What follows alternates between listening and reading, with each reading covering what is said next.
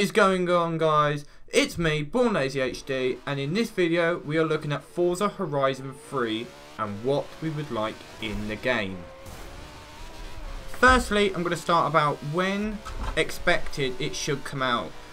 We are looking at around the September mark this year, and probably will be announced at E3 to actually give us a bit more information about it. I'm going to talk about around 5 different areas about it, which include the world, so where it's going to be set, the actual festival, the career, so like the story mode, what cars are going to be in it, and lastly the multiplayer.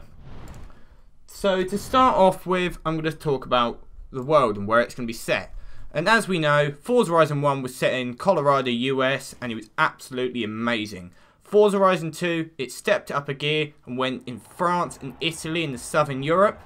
Now, expected, it would be amazing if we either went back to the US or explored more states in it, so like the New York or something like that, or somewhere like Canada or Switzerland where it was like snow, so we could try racing in the snow, sort of like the Storm Island expansion that came to Forza Horizon 2.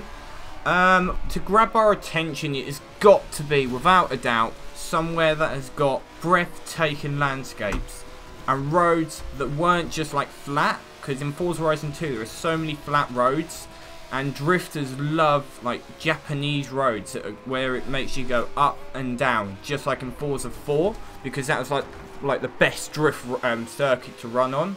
Grabbing something a bit from the crew, maybe you can add a massive free roam like the Salt Flats, where you can do like the drag races against your crew and mates, setting up some challenges, and maybe sort of like Test Drive Unlimited, where you can actually have like an inbuilt track, so you could like just race around there as many times as you want and create like events off of it.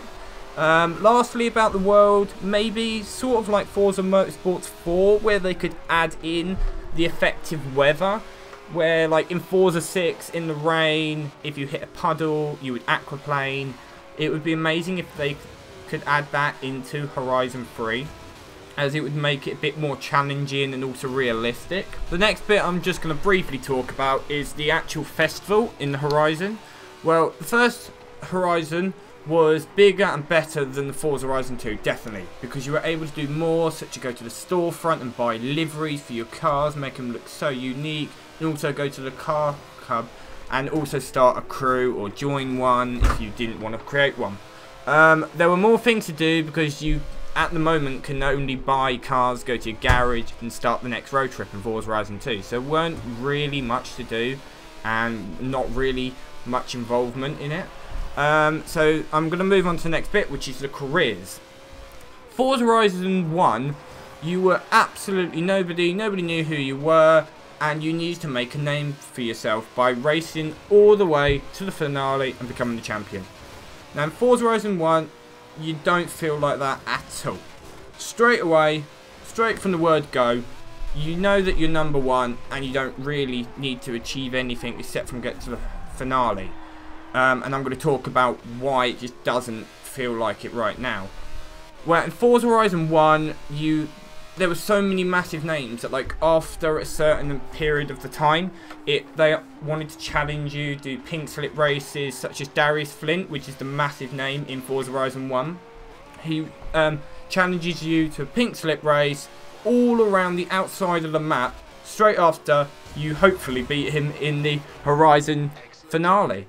But in Forza Horizon 1, it just feels like a repetitive circuit where you just start a road trip, complete a couple of races, move on to the next location, complete a couple of races, move on to the next location, complete a couple of races, and then go back to the festival and do it again.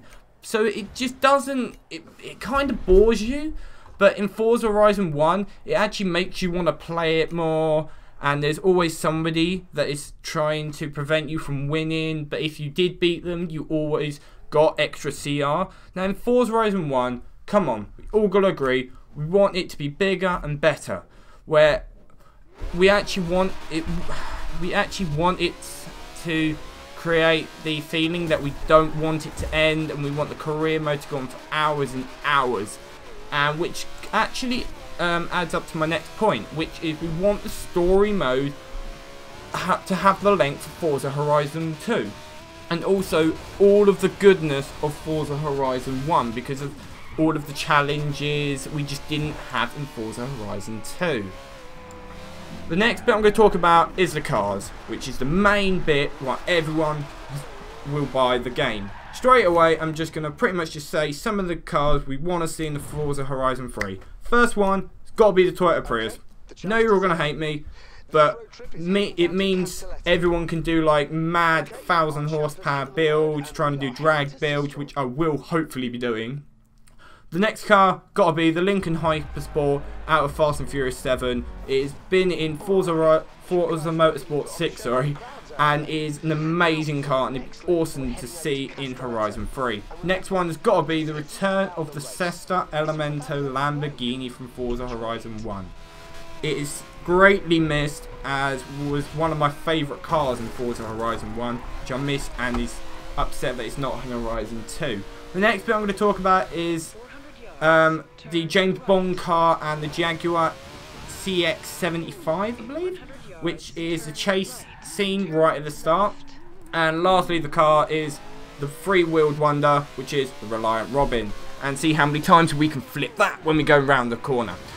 Hopefully the mark will be around 400 to 500 cars, sort of like the Forza Motorsport 6 range, so you can customise your cars and make them unique, except from just putting a mad pink paint with polka dots on them. Not saying I have done that, but okay, moving on to the last bit, which is the multiplayer.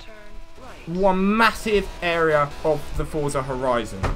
Well, the Forza Horizon 1 had the feature where you could join a specific lobby. So like if you wanted to join a lobby that just had drifters, or ones that were doing complete circuit races, or ones that would literally just go around finding collectibles, helping each other find like the barn finds, like where the locations were.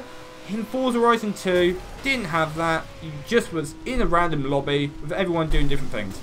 So you just did not feel involved or getting any help. Forza Horizon 2 though, the best thing especially was the transition from single player to multiplayer, as it made all of the work so less stressful, and was absolutely amazing. In Forza Horizon 3, they could probably combine that by creating a feature on the pause menu, so you could like just go over to it, choose a specific lobby and join it, and then do the Forza Horizon 2 transition where it makes everything less stressful. The second to last feature I'm going to talk about is restricting about how many people you can actually have in the lobby. So if you just want 4, 8, 16, 24, something like that. So like not everybody joins, or if you want to do a specific 8-player race, something like that. And the last feature I'm going to talk about would be custom races. Mentioned so many times and is a massive feature in GTA 5. However, the difference is obviously without the guns. That's going to wrap up this video about the Forza Horizon 3 wishlist. I hope you enjoyed the video, and if you did enjoy it, like and subscribe for more daily Forza Horizon 2 videos.